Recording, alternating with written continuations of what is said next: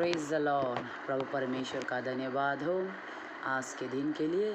आइए एक और वचन हम आज देखेंगे। इसका हमारे वचन है जॉन 7:15 वर्स 9 से हम देखेंगे, 9 से लेकर 11 तक। यहाँ पर हम देखते हैं, जैसा पिता ने मुझसे प्रेम रखा वैसे ही मैंने तुमसे प्रेम रखा, मेरे प्रेम में बने रहो।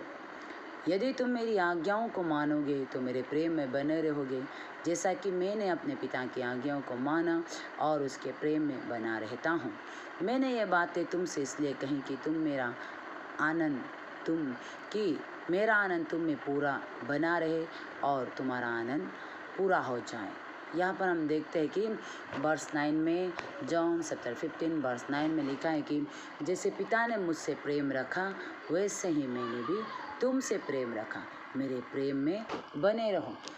पिता परमेश्वर ने जिस तरह से प्रभु यीशु मसीह को प्रेम रखा वैसे ही यीशु मसीह हम सब से भी प्रेम रखा है और कहता है कि मेरे प्रेम में बने रहो। यानी कि हमें प्रभु यीशु मसीह के प्रेम में बने रहने का हमें ज़रूरत है, क्योंकि यीशु मसीह के प्रेम में हमें बने रहना पड़ेगा। कि यीशु के प्रेम में हम बने नहीं रहेंगे तो हमें यीशु का प्रेम तो है, लेकिन उसे बनाए रखना हमारा काम है। इसलिए कहता है कि यीशु कहता है कि मेरे पिता, जैसे पिता ने मुझसे प्रेम रखा है वैसे ही यीशु ने भी हम सब से प्रेम रखा। लेकिन उस प्रेम में हमें बने रहने का कहता है। बने रहने मीन्स वर्स 10, यदि तुम मेरी आज्ञाओं को मानोगे तो मेरे प्रेम में बने रहोगे, और जैसा कि मैंने अपने पिता की आज्ञाओं को माना और उसके प्रेम में बना रहा। देखिए यहाँ पर प्रेम में बने रहने का अर्थ यह है कि यदि तुम मेरी आज्ञाओं को मानोगे, यीशु कहता है कि यदि हम यीशु की आज्ञाओं को मानोगे तो क्या है, तो मेरे प्रेम में बने रहोगे। तभी हम प्रभु यीशु मसीह के प्रेम में बने रहता है। यहाँ पर देखिए, यदि हम यीशु की आज्ञाओं को मानेंगे, जो बातें यीशु हमें करने के लिए कहा, उन बातों को जब हम मानेंगे तो तभी हम यीशु के प्रेम में बने रहता है। नहीं तो हम में प्रभु का प्रेम बने नहीं रह सकता। भले हमसे यीशु जरूर प्रेम करता होगा, लेकिन उस प्रेम को बनाए रखना हम सबका अपना अपना कर्तव्य है। तो इसीलिए उस प्रेम को बनाए रखना हमारा है। तो इसीलिए मेरे प्रियजनों, पिता यीशु मसीह हम सबसे प्रभु यीशु मसीह हम सबसे प्रेम करता है, पिता परमेश्वर भी प्रेम करता है। तो इसीलिए कहता है कि यदि तुम मेरी आज्ञाओं को मानोगे, तो हम यीशु की आज्ञाओं को मानोगे तो क्या होगे, हम यीशु के प्रेम में बने रहोगे। जैसा यीशु ने पिता की आज्ञा को मानने के कारण पिता के प्रेम यीशु के ऊपर बना रहा। हम देखते हैं यीशु को भी आज्ञा उल्लंघन करवाने के लिए शैतान, मैथ्यू 4 में हम देखने से परखने वाले इबलीस इसके ऊपर उसके पास में भी आया, उसे परखा, उसे कहा कि तू परमेश्वर का पुत्र है तो पत्थर को रोटी बना दे, ऐसा कहता है। तब यीशु सच में, अगर वो सच में परमेश्वर प्रभु यीशु मसीह वो पत्थर को रोटी बना सकता है, क्योंकि वो 5000 लोगों को खिलाने वाला प्रभु यीशु मसीह है। वो 5000 लोगों को उसने क्या किया, 5 रोटी 2 मछली से उसने खिलाया है। तो 5 रोटी 2 मछली से खिलाने वाला परमेश्वर प्रभु यीशु मसीह आज वो उस समय में भी उस पत्थर को वो रोटी बना सकता था, लेकिन उसने देखा आज्ञा किसका है, पिता की आज्ञा है ना शैतान की आज्ञा है। शैतान की आज्ञा को उसने नहीं माना। शैतान ने उसे आज्ञा दिया कि इस पत्थर को रोटी बना दे, वो शैतान की आज्ञा है। उसी तरह से मेरे प्रियजनों, आज हमारे जीवन में भी हमें कौन आज्ञा दे रहा है, उस बातों को देखे। यीशु भी हमें आज्ञा देता है प्रेम में जीवन बिताने के लिए, प्रभु की आज्ञा अनुसार जीवन बिताने के लिए। यीशु मसीह जैसे जिन बातों से नम्र होकर, पिता के अधीन में होकर, जैसे अच्छे कामों का बातों के अनुसार वो चलता रहा, वैसे भी हम सबको चाहता है कि हम भी उसी के अनुसार चले। तो उसी बीच में यीशु को भी आज्ञा ना मानने के लिए, पिता की इच्छा उसके ऊपर पूरा नहीं होने के लिए, जिस योजना के लिए उसे पृथ्वी पर भेजा गया था, वो योजना उसके जीवन में पूरा ना होने के लिए उसे भी शैतान इबलीस परखा है, अनाज्ञाकारिता उसे भी बनाने के लिए। उसी तरह आज मेरे प्रियजन, हम सबके जीवन में भी हमारे ऊपर शैतान आज्ञा देता है, गलत बातों में, गंदी बातों में, बुरी बातों में, गुस्सा, निंदा, हिंसा, नफरत, जलन, ईर्ष्या, उन सभी बातों में क्षमा नहीं करने वाला, दया नहीं करने वाले गलत बातें, गंदी बातें, दुनिया की बातों में या फिल्मों में, फेसबुकों में उलझा रहे, सारे गंदगी में उलझा रहे। उसके लिए शैतान भी हमारे आगे क्या है, हमें रख देता है। इसलिए हम देखना है उन बातों को, यीशु के आज्ञा अनुसार हमारा जीवन होना है, क्योंकि शैतान के आज्ञा अनुसार हम जीवन जिएंगे तो हमारे जीवन में हमारा आनंद पूरा नहीं होगा। आज दुनिया भर में देखिए लोग आनंद को ढूंढते, शांति को खोजते, कहाँ शांति मिलेगा, कहाँ आनंद मिलेगा, कहाँ पर हमें सुख मिलेगा, उसको ढूंढते, लेकिन कहीं भी नहीं मिलेगा। मिलने का बात यही में है। हम आगे देखने से क्या लिखता है, 11 में लिखता है, मैंने ये बातें तुमसे इसलिए कही कि मेरा आनंद तुम में पूरा हो जाए। यीशु चाहता है कि हम आनंद रहे और कहता है कि और तुम्हारा आनंद भी पूरा हो जाए। और हम सब भी चाहता है कि हम आनंदित होकर जीवन बिताएं। तो हम सब आनंद होकर जीवन बिताना चाहता है और यीशु के आनंद भी हम में, यीशु चाहता है कि हम में पूरा हो। तो वो सब पूरा होने के लिए क्या करना पड़ेगा, हम यीशु के आज्ञा अनुसार जीवन बिताना पड़ेगा। जब हम आज्ञा को मानते हैं तभी हम लोग आनंदित जीवन बिता सकते हैं। आज्ञा जब हम नहीं मानेंगे तो हम क्या होंगे, हमारे जीवन आज्ञा का उल्लंघन करने से हमारा जीवन दुख होता है, तकलीफ होता है, रोना होता है, शांति नहीं होता है। भले ही हमारे जीवन में मसीह होने के बावजूद हमारे जीवन में दुख नहीं आएगा, तकलीफ नहीं आएगा, ऐसा नहीं। हमारे जीवन में रुकावटें आएंगे, दुख आएंगे, तकलीफ आएंगे। यीशु के जीवन में भी तो वो आया, हमारे जीवन में भी आएंगे। यीशु के चेलों के जीवन में भी वो आया।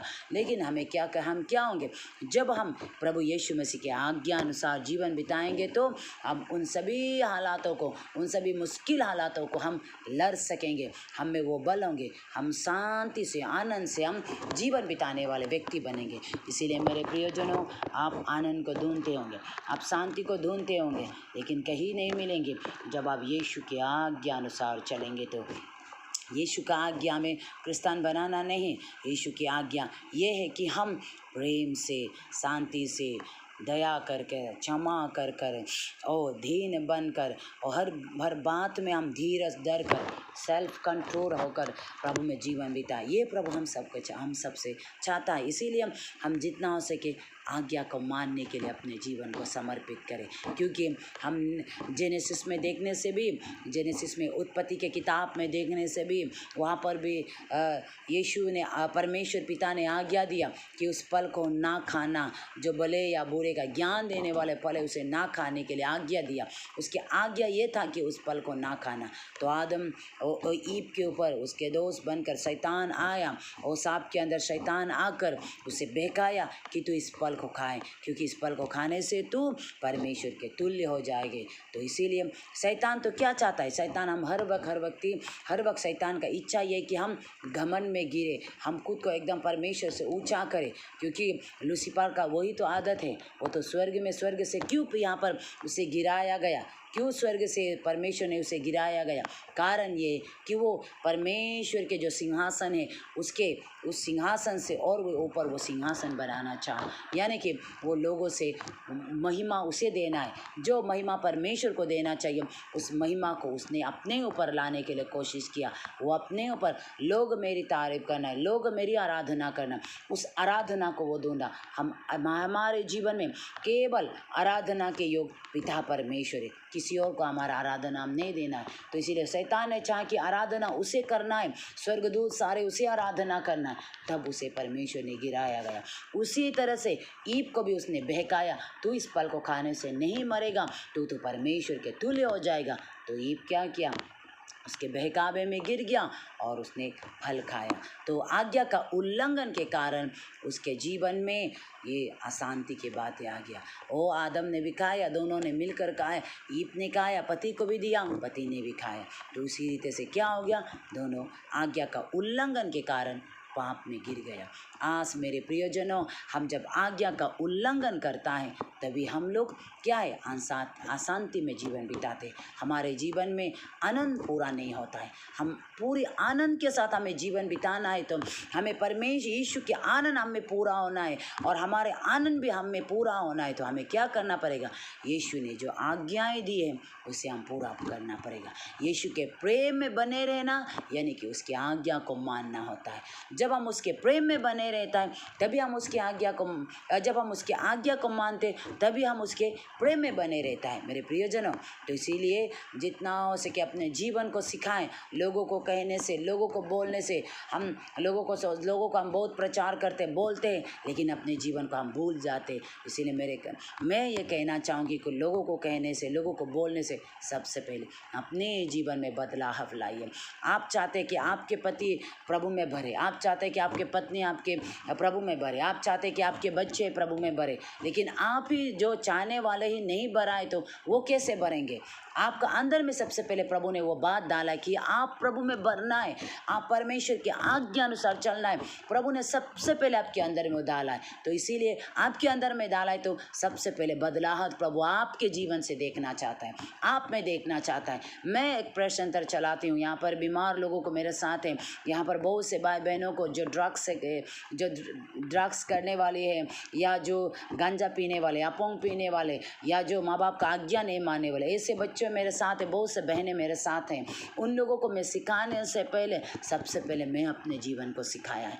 उन्हें बताने से पहले मैंने अपने जीवन में सबसे पहले अपना खुद को सिखाया, क्योंकि ये मेरी गवाही है। मैंने सबसे पहले मैंने उन लोगों को बताया, लेकिन वो मेरे बातों को इतना सामर्थ्य रूपी वचन बोलने के बाद भी वो लोग ग्रहण नहीं कर पा रहे थे। वो लोग सुनते समय तो हाँ हाँ सच में हमें बदलना ऐसा कहता है, लेकिन बाहर निकलते वो लोग नहीं बदल पा रहा था। तो मैंने क्या है कमी घटी, कमजोर क्या है, कारण क्या है, मैंने उस कारण को ढूंढा, परमेश्वर से मैंने प्रार्थना करके कारण को ढूंढा, तो प्रभु ने मुझे दिखाया।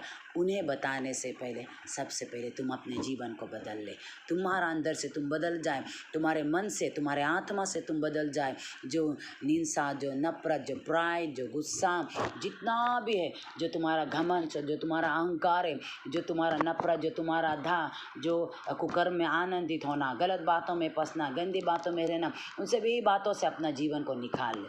जब मैंने सच में अपने जीवन को वो कार्य किया, मैंने उन सभी बातों को अपने जीवन से दूर किया, तो उसके बाद क्या हो गया, जब मैंने उन बहनों के ऊपर, उन भाइयों के ऊपर मिनिस्ट्री किया तो उनके ऊपर बहुत ही इफेक्टिव हुआ।